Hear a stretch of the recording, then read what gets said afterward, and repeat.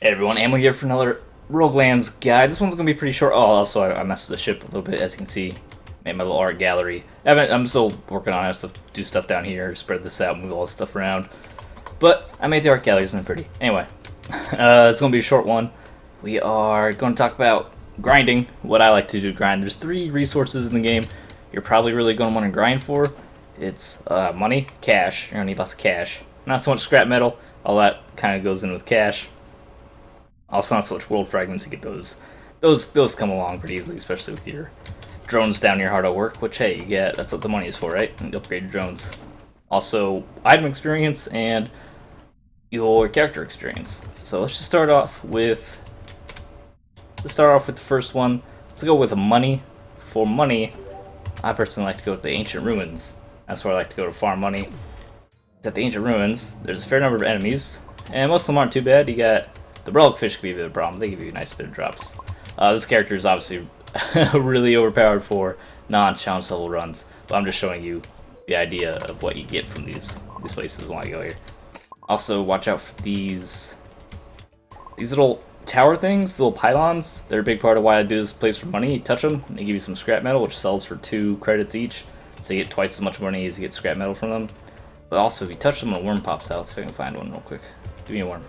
If you touch one, nothing pops out. If you touch one, nothing pops out. Well, you know what? We'll deal with that in a second. Find this guy. Whatever, some more scrap. Hey, actually, that's like $1,000 you just gave us.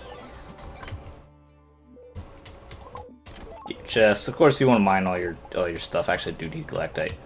If you touch one of these and nothing pops out, come on. There you go. That means the worm is about to spawn. Just like the iPods in the first level, you can hit it as it spawns, which gives you hit him as he spawns, which lets you one-shot them usually, depending on how much damage you do. But you get to hit all the sections, all the segments at once, and do tons more damage to them. And this is what I do for money. Go through the ruins. You get a fair bit of scrap metal. I also get money, money from actually killing things. Already at 600. We got 500. It's really about 1600 after just being in here for not very long at all. The boss spawns sometimes. There's the boss in here. No reason to go here. It's not that dangerous. The relic fish can be a little annoying. The probes are pretty easy. They come towards you kind of slowly. They don't do that much. There's a range of enemies in this level. The relic fish are the only kind of threat because they can be very tanky. So if you don't have a lot of damage, you have to do some dancing around. But they're not that bad. If you're at range, they're very easy to kite. You have to be melee. You have to be a little bit aware because they do have a lunge sort of attack that can mess with you. But this one's what I do for money. If the boss does show up, if you can't fight the boss, it's fine. He's pretty easy to run away from. He's big, slow, has a sword. He can be kind of tricky to fight. But if you just want to get away from him, go ahead and do that. What the heck was that really loud noise? Was that like a roach? That was weird. Yeah, that was not matching the rest of the volume, whatever that sound was. So only clear like half the level. We have what, 1500, 1200? We got like, third way up through a stack of money. We barely even cleared the level. It's one reason I don't think this is where you get the most money from. You get a good fair amount of money in scrap metal. I like money from the scrap metal. It's mostly just kind of a safe environment outside of the one boss that spawns. It's not really that big deal. Otherwise, for experience, so I'm gonna grab our item experience real quick. I think everything needs leveled up on this character. Everything except rings. Another place you do get some money. Also, heads up, this character is that. No, I moved it off this character. He has some credit boost monster drops. If you're at the point in the game where you're getting mods, definitely put on credit boost, monster drops, and experience boost. When those first released, I kind of underestimated them, kind of laughed them off, dismissed them. They actually help a lot, especially like monster drops. Get more money and drops off monsters, including their cards. If you want to collect cards, definitely grab monster drops. Credit boost gets a lot more money. Definitely would recommend some credit boost, and also experience boost. So you get up to level 100, not only so you get the bonus stats, but also you can start collecting the champion badges, which you purchase for special items, but that's late game kind of stuff. If you're not ready for that, it's no big problem. Hollow Caverns, where I go for a character experience. Right through the Hollow Caverns, because there are a ton of enemies in Hollow Caverns. Glibglobs, you got the slime balls, and can you please get out of the way? The traps can be a little annoying. Normally there's tons of scarabs running around. Of course, there's a lot of random variation in this game. So looks like right now we're not getting much in the way of enemies. Except for a couple slime balls. Can you guys stop spawning me slimes? You're embarrassing me right now. Oh, Gru, one of the reasons why I come here. Let's just try to kill Gru. He's kind of tough. It took me a couple hits, even with super overpowered guy, to take out Gru.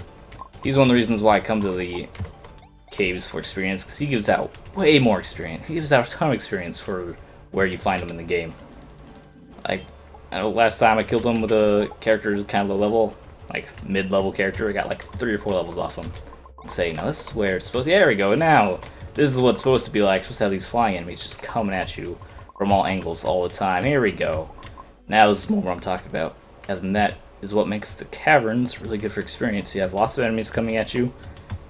A lot of them are flying and they're aggressive. This one just appears to be populated mostly by glibglobs and slimes. I apologize for that awful sound. Gru, that is the second Gru, he does not respect the game volume. So he'll just be whatever volume he wants to be. And sometimes you get multiple Grus, which is seriously an insane amount of experience. And also the last, so you have flying enemies, you have lots of swarming flying enemies that you can kill lots of and get lots of experience. Like all the rock scarabs and everything. And you have the mini bosses, which gives you a ton, and probably most importantly, is that you want to be farming all the planet stone and galactite or orichalcum that you see in this level, regardless if you actually need the materials or not, because that's how you spawn the rock scarabs. And the rock scarab shows up, he's a boss, so he's scary, he flies around, poops eggs. This character kills him with one hit, and you get a fair bit of experience with that. Less than Gru, actually, less than that mini boss we just killed. Is worth, surprisingly. Like the mini boss, the actual boss is worth less than the mini boss. But the thing about scarabs, you can get multiple scarabs going off. And that's like the true power of the Hollow Caverns. Not only do you get the swarming enemies, you get a little bit of experience off them, especially helps you have like monster drops on. The spamming the rock scarab spawns and hoping for more mini boss spawns, you can get a ton of experience off the Hollow Caverns. Oh no, I've clicked off the screen, what have I done? But you can get a ton of experience off the Hollow Caverns, which also gives you a little bit of money. Like, we already have a bunch of money. It's probably even better to do this one for money. You see, we already got like more money. So you can do Hollow Caverns for money and experience. I just personally like the ruins for money because it's pretty chill and easy. Like, you can just run through, grab a scrap metal, kill a couple probes, and it's a little more casual, relaxing. Not as much reward, less risk. It depends how much risk you want to take on going for your rewards. There's no more orichalcum or planet stone. There might be some. We didn't exactly, clean out this level, but you get the idea. Fight lots of bosses, maybe some mini bosses, even lots of regular enemies. And you get tons of experience and money. And now, last but not least, weapon experience. This is the easiest one to go for. So I already got almost stacked money, and we got some extra supplies. So Hollow Cavern. That's wrong. Why did I do that? BRB.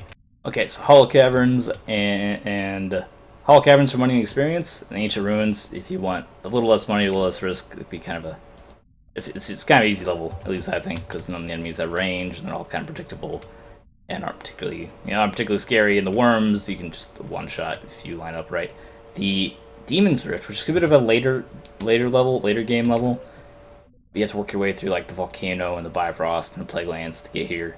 But once you get here, like, I would recommend maybe just having a character just sprint through these levels trying to look for this portal, because once you have access to here, that's all you gotta do. It's just Cain. You just walk by Cain. You don't have to wake him up. You can wake him up if you want to. Default anecdotally tells me you get a touch more experience if you wake him up before you leave. But you don't even have to wake him up. You can just fly through the level. Like, literally just fly through. Sprint, jump, sprint. Grab portal uses on the way through so you can teleport back here in the future.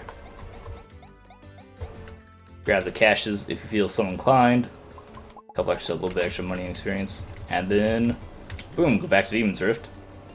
And you just ran through and you get free weapon experience. Not that impressive when it's not on challenge mode, but if you're on challenge mode, like if you're gonna do this, do it on challenge mode. In fact, if you're gonna harvest any kind of weapon experience, obviously do it on challenge mode, because the challenge mode increase in reward for challenge mode for item experience is huge. So definitely invest some money in that. And if you're doing other farming, if you can handle doing challenge mode, do it, because obviously the rewards are greater. Drawback being you're using your money on challenge mode instead of saving the money. So if you have a limited amount of time, that's when you'll be hesitant about using challenge mode, Because if you're only going to be playing for like 10 minutes, then you might not recoup your money depending what you're doing. Those are how I farm the three main resources in the game: money, character experience, and item experience. I feel like the most important one to take away from this, because money, just playing through, you'll get money, character experience, just playing at a decent rate no matter what level you do, really. Like I said, the Hollow Cavern works out well for me, and I do enjoy I think Hollow Cavern, if you just go in for straight rewards, Hollow Cavern's really good. All those bosses you can get, it's a little bit of variance, because sometimes you don't get a lot of bosses spawn, sometimes you don't get any of the Gru mini bosses, who can be kind of tough if you're having trouble with Gru. It's alright, try to clear out the rest of the level first, take him at range, dodge his attacks. If you don't feel like you can do it, you can go ahead and leave until you're strong enough to go and take him on. But Hollow Cavern is a great way to get money experience. If you're looking for a more chill way to get money, Ancient Ruins I enjoy. And obviously Demon's Rift, tons of item experience. And that's how I farm those. So thanks for watching. Really enjoy the video. Subscribe for more fun on Twitch.xdeal, and I'll see you next time.